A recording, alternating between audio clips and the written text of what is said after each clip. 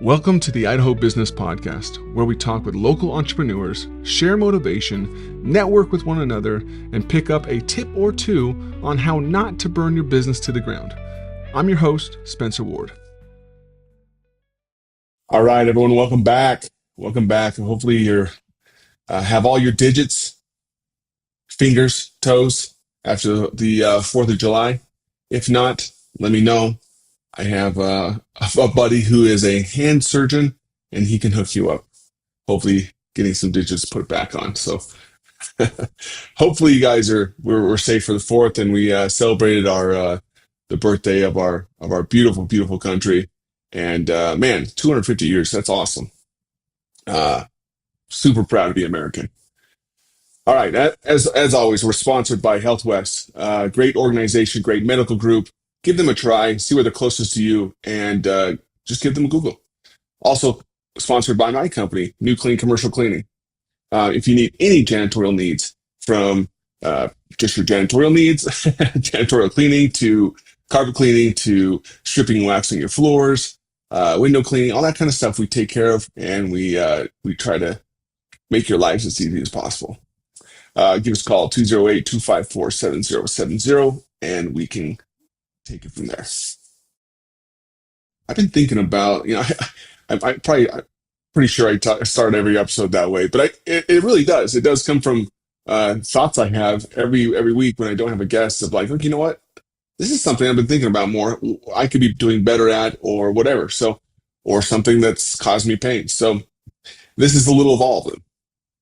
But I want to talk about how there's hidden fortunes sitting within your current customer list. And you're thinking to yourself, okay, well, this is interesting, or I don't need to hear this because I get so many new customers, I can't handle it. That's great. That's great. But for the ones, for all of you that are thinking, I've heard this before, or I don't need this, just stay tuned. Let's see if we can surprise you. Okay. Everyone talks about getting more leads. Even those people that are thinking, hey, I've got plenty of leads, I've got plenty of business. Great. That's great. But what happens when there's a downturn and there's maybe a recession or something that happens and you don't have that many leads? Okay. Let's talk about that kind of stuff. We talk about running more Facebook ads, spend more on Google, hire another salesperson, knock more doors, But the biggest opportunity in your business isn't finding another customer. What if it's the customers you already have earned? That's the big one. I think most business owners are sitting on a gold mine and don't even realize it. So today we're going to talk about making sure we can dig out that fortune that's already sitting in your existing customer list. Okay. So most businesses sell one thing. Okay. A roofer sells roofs. An asphalt company paves parking lots or roads. Okay. A cabinet company installs kitchens. A shoe store sells shoes. Then they move on to find the next customer. Okay. But ask yourself this: what happens after the sale? Could you continue creating value for that customer? Not because you're trying to squeeze every little ounce of money from them, but because you generally want to solve their problems that they already have. That's a big one, guys. That's where real wealth is created. It's not about, I'm going to upsell them, I'm going to do this and this. No, it's just about solving the problems they already have. Okay. You're already trusted. You're already their trusted advisor. They gave you the business once already. They've already given you money. So if someone's trusted you with 500 or 5,000 or 50,000 or even 500,000, selling them on something else that's generally helps them becomes dramatically easier. It's so much easier than convincing a stranger to buy. Studies consistently show you're far more likely to sell an existing customer than acquire a brand new one. Estimates commonly put the success rate around 60 to 70% with existing customers versus 5 to 20% with new prospects. Okay. So think about that. We spend thousands trying to convince strangers while ignoring people who already know us and like us and hopefully trust us. Okay. That's a big one. That's a big one. So let's think this through for a minute here. if I was an asphalt company, instead of only paving every 20 years, that's tough. I know, I've heard of this business. I've hired these people. They're great people, but maybe they can offer annual slurry coats, seals, uh, parking lot sweeping, parking lot striping, sign replacement, all that kind of stuff is huge. Some parking lots need to be swept monthly. People think, oh, it's only annually. No, some people need it monthly if they're a heavy trafficked enough place. So think of it this way. Uh, you're just creating a reoccurring revenue model. Okay, that's what's sexy. That's what's sexy to potential buyers when you eventually want to hang up your hat and say, I'm done. When they can see that you're bringing in new customers and you have a good reoccurring revenue with your current customers, that is super sexy. Okay, so let's move on to a roofing company. Okay, instead of waiting 25 years, offer annual roof inspections, gutter cleaning, moss removal, Christmas lights installation, snow removal, emergency storm response. Okay, now you're seeing your customers every year. This is huge. Okay, say you're a kitchen remodeler.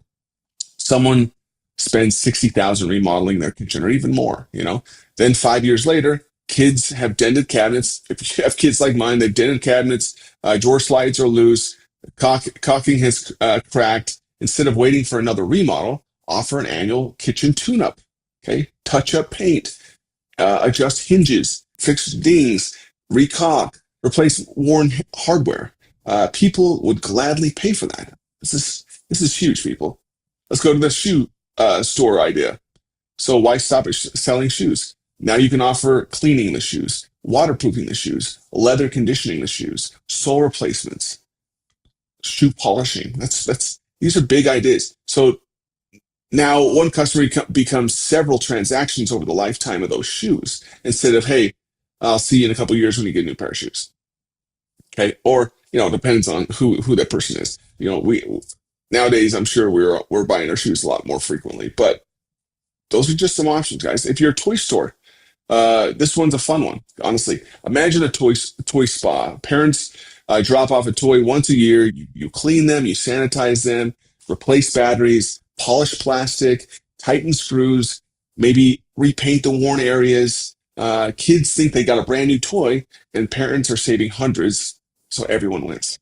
Now, with our company, New Clean, in our business, we clean buildings. We do all the janitorial stuff. We do terminal cleanings on operating rooms. We do all sorts of different things. But what else do our customers need?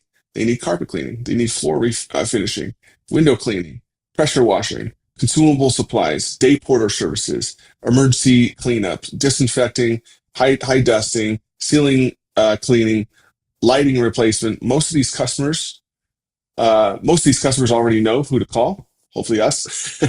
If we don't offer it, someone else will gladly will.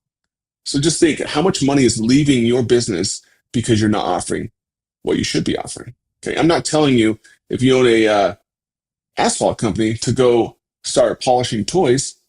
That doesn't make sense for you. But you got to find things that are already in your wheelhouse that you can add branches to your tree. You have this tree. You're an asphalt company, you're a roofing company. What other branches can you add that your current trained employees can help you with? Okay. Why don't we do this? Okay. I think there's 3 reasons why we don't do this. We're busy. And I get it. We're busy. And many entrepreneurs, many business owners, you guys are wearing, 10,000 hats. I get it. We're making enough money. We're surviving. So we never stop to build another revenue stream. These are all good reasons. We think it requires more employees. Not always. Okay. Many services can be subcontracted. Many can be scheduled during slow seasons. Some are performed only a few times a month. Others can be automated until customers actually say yes. So the third one is we don't want another thing to manage. This is where technology changes everything. If you guys don't have a CRM, okay, this is a system that controls all the relationship and manages all the relationship for your customers, okay? This is where CRMs become your best employee. Imagine this, a customer buys a roof. 365 days later, automatically they see an email or a text message that says, hey, John, it's been 1 year since we've installed your roof. Would you like your complimentary inspection? Click yes. Choose a date. Done. Okay. No employees, no employee remembers, no sticky note, no spreadsheet, no mental energy. The CRM remembers like clockwork. The customer schedules themselves if you want them to. Now multiply that by every customer you've ever served. How much more could you add? How much more value could you create with your customers that you already have? Okay. Let's say you're an asphalt company. Every completed project goes into the CRM every spring. Every customer receives a note that says, either a text message or an email that says winter was rough on parking lots. Would you like us to come inspect your asphalt and provide a quote for a crack sealing and restriping? Maybe only 15% respond. Who cares? Those are jobs you wouldn't have gotten before, and they're coming from customers who already trust you. This is huge. Okay. So let's break it down here. Research consistently shows existing customers are significantly more likely to buy than your new prospects. Cross-selling and upselling can increase revenue substantially. Companies implementing cross-selling and reported revenue gains of around 20% and profit improvements of around 30% in some studies.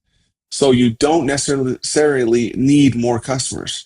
You may simply need to serve your customers better. Guys, the reason I'm talking about this is because I've done such a bad job at it in the past, and I'm not perfect at it now. But just think about how much more you could do for your current customers that could make their lives easier. You're not looking at it as a summer salesman, like, oh, how much more money can I get from this customer, so it can benefit me. No. But honestly, if you can solve people's problems and just be a genuine good person, to really care about their problems, you're going to get reap the reward from that kind of stuff. So Alex Hormozi says the business that provides the most value wins. That's the entire mindset shift. Don't ask what else I can sell.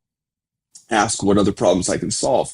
He also teaches one of my favorite principles. One of the truest laws in business: the more money you make other people, the more money you make. This is huge. If you continue to solve problems, customers continue buying. One of our core values is make money. And I always say to these people that are coming to work for us, and I tell them one of our core values is make money. I said, I know what you're thinking. I'm probably, yeah, of course this greedy capitalist wants to make more money. I say, yeah, I do. I do want to make more money.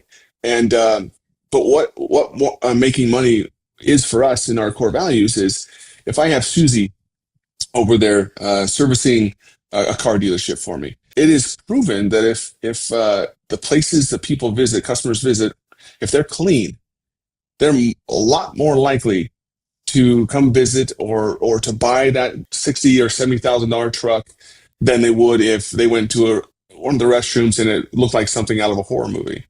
So, and they see, dust bunnies running across the floor, that kind of stuff. So if I'm helping that car dealership make more money, more sales, then what I'm doing is I'm making myself more money because they're going to stay with me longer. Then we turn around and say, hey, Susie, you've done such a stellar job. Now you're getting a raise because you helped us do all this.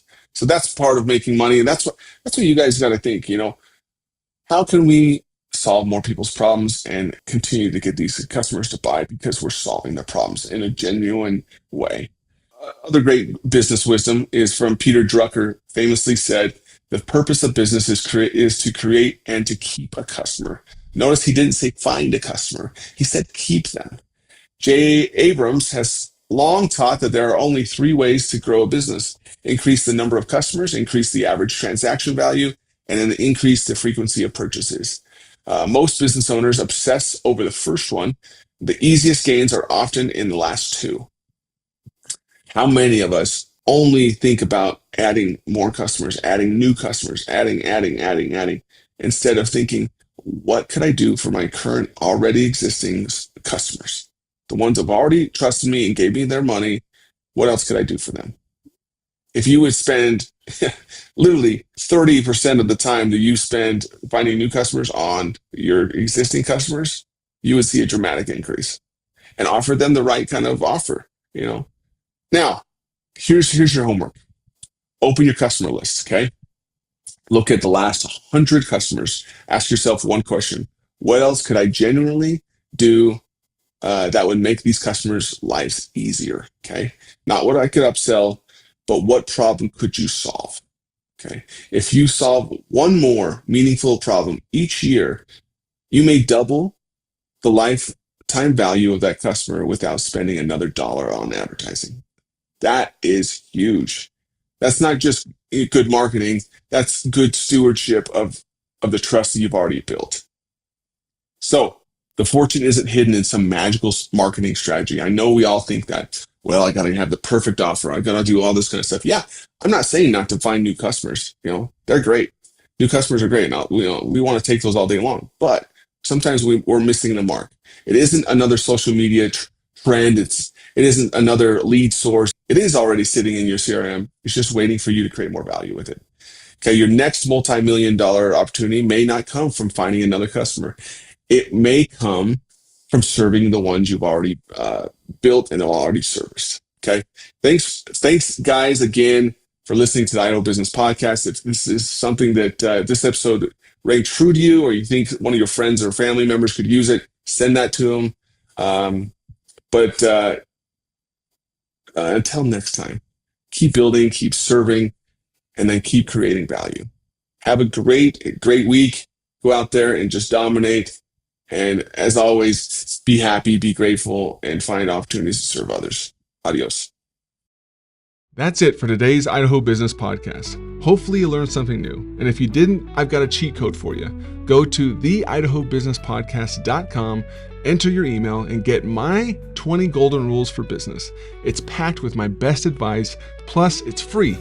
Subscribe, leave a review, share this with a friend. Until next time, keep hustling, keep laughing, and keep Idaho awesome.